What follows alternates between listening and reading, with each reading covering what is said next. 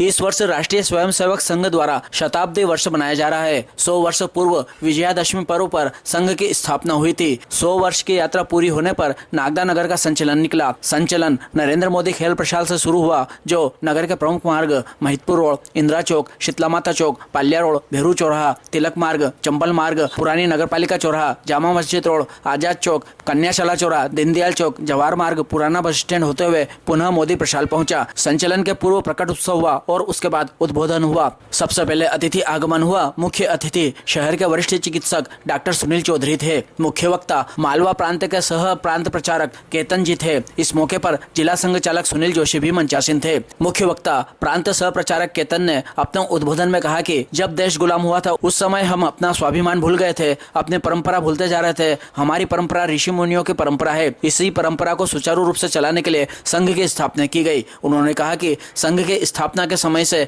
हमें नष्ट करने का प्रयास किया गया, लेकिन संघ नष्ट नहीं हुआ क्योंकि हमारी प्राचीन धरोहर मजबूत थी। आजादी के बाद कोई पुनः देश को गुलाम नहीं कर ले, इस उद्देश्य को लेकर भी संघ की स्थापना की गई। जानकारी जिला सह प्रचारक प्रमुख देवेंद्र व्यास ने दी।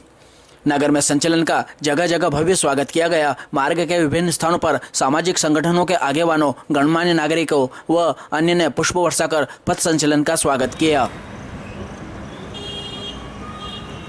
5, 6, 2, 3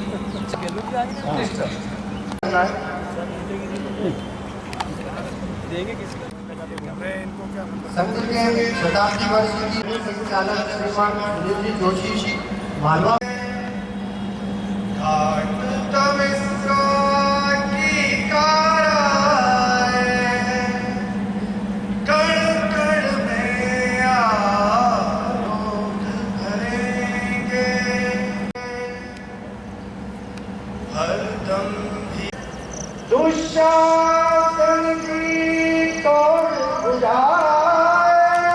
आज का दिन एक प्रतीक के रूप में जाना जाता है, बुराई पर अच्छाई की विजय का प्रतीक। आज के दिन रावण रूपी बुराई का अंत हुआ था।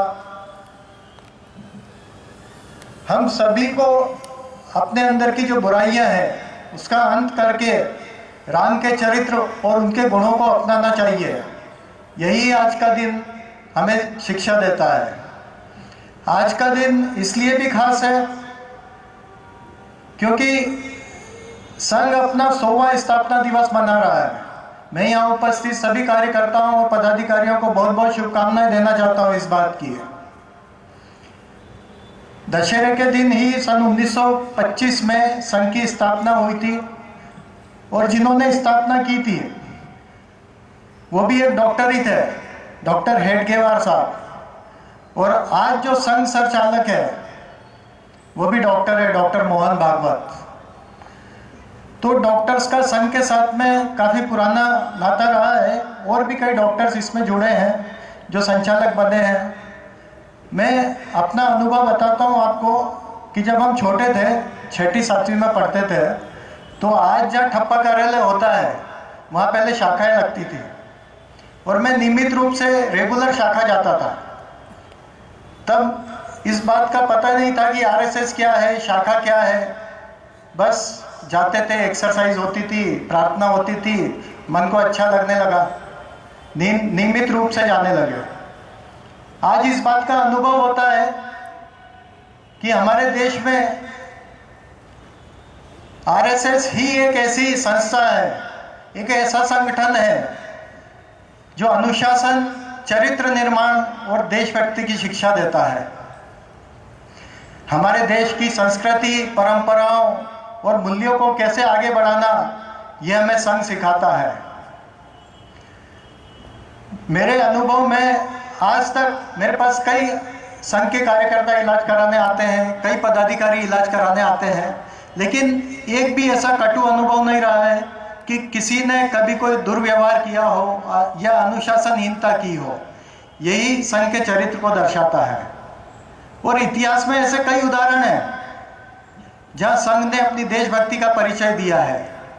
जब भी देश में कोई आपदा या कोई विपत्ति आती है, संघ के कार्यकर्ता सबसे पहले अपना सहयोग प्रदान करने के लिए वहां उपस्थित हो जाते हैं।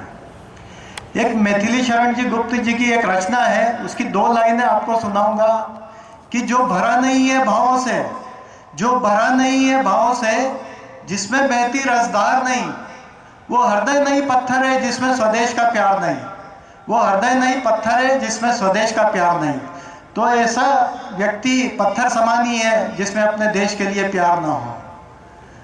2 चीजों पर खास करके फोकस होना चाहिए कि राष्ट्र प्रेम और राष्ट्र चरित्र, क्योंकि जब राष्ट्र चरित्र बिगड़ता है तो हमारे देश के शीर्ष पदों पर जो स्थापित लोग हैं वो अपने निजी स्वार्थ के लिए इस देश को हानि पहुंचाने का कार्य करते हैं, और जब राष्ट्र प्रेम बिगड़ता है तो देश के साथ साथ देशवासियों की भी हानि होती है।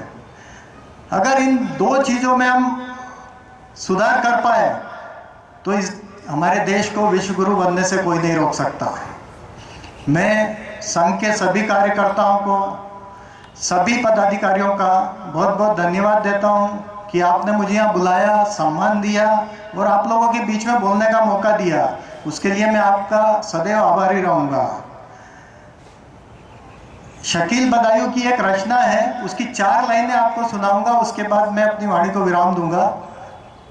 कि दुनिया के रंज सहना, दुनिया के रंज सहना, पर मुंह से कुछ न कहना, सच्चाइयों के बल पे आगे ही बढ़ते रहना, सच्चाइयों के बल पे आगे ही बढ़ते रहना, रख दोगे एक दिन तुम संसार को बदल के, इंसाफ की डगर पे बच्चों दिखाओ चल के, ये देश है तुम्हारा, नेता तुम ही हो कल के।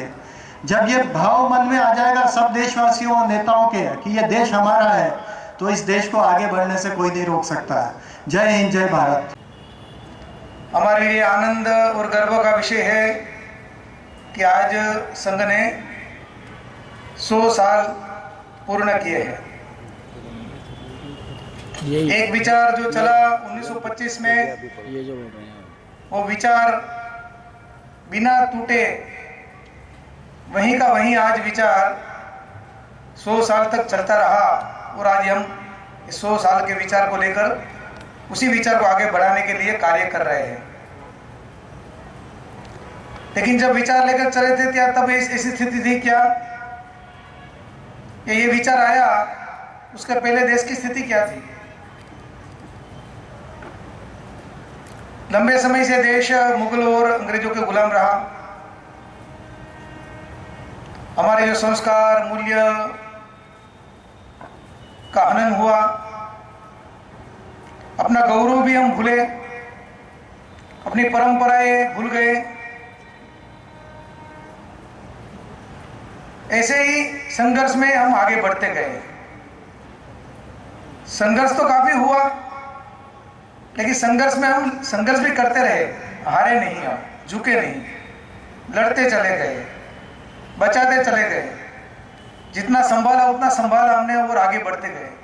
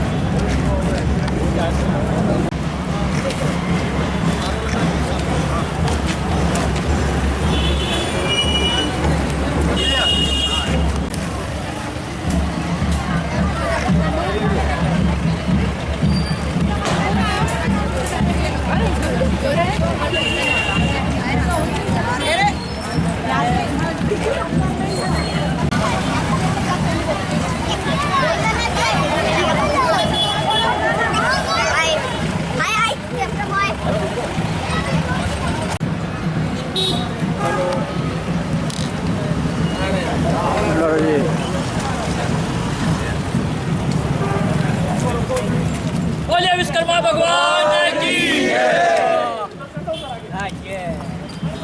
प्रभु की जय हो। सुरक्षा के लिए धन्यवाद।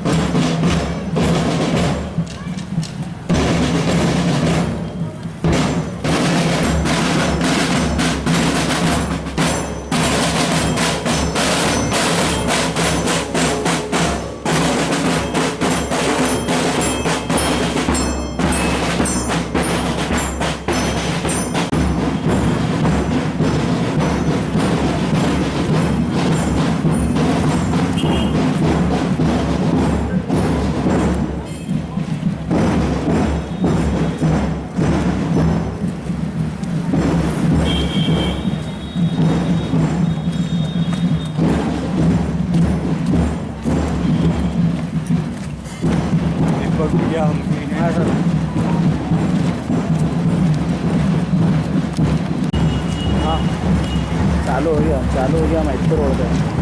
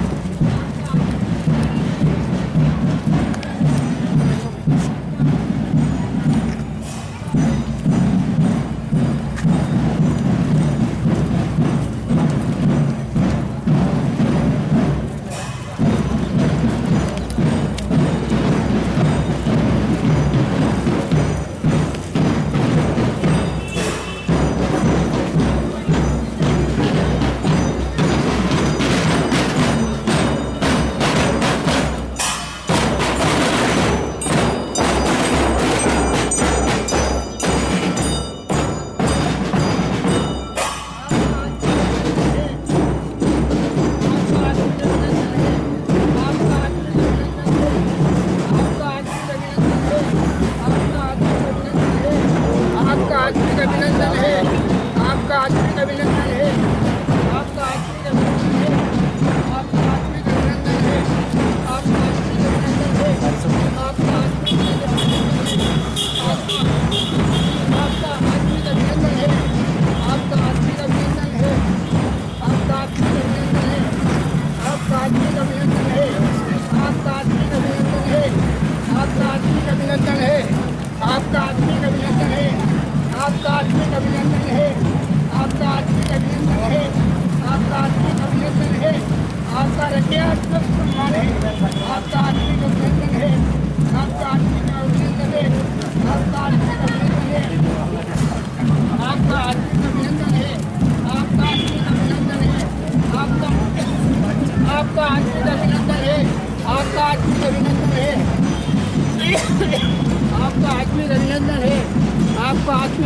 अभिनंदन है आपका